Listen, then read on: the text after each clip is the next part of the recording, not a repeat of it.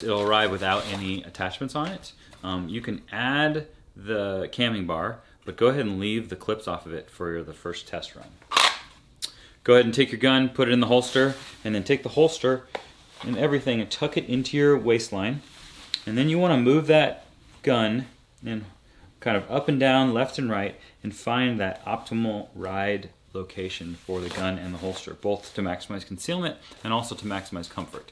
And then what I would do is wear this around in the evening at home for a couple hours. You can sit on the couch, you can bend over, do things, just wear it around, let it find its most comfortable spot.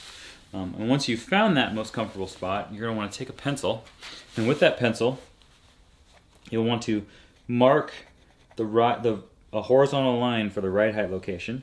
If you have any belt loops, you'll want to mark the belt loops just to see if the clips interfere with it. And once you have those marks, go ahead and take your T1 clips, and what you'll want to do is line up the top bend on the clip with the horizontal line. I would probably want to run this optimally for me on the bottom set of holes.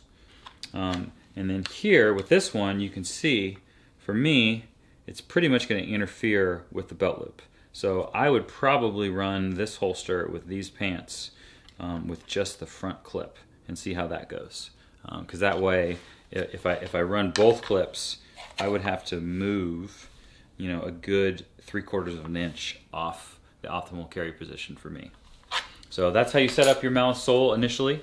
It's a little more investment in time, but it'll pay off with a much more comfortable and much more concealable setup.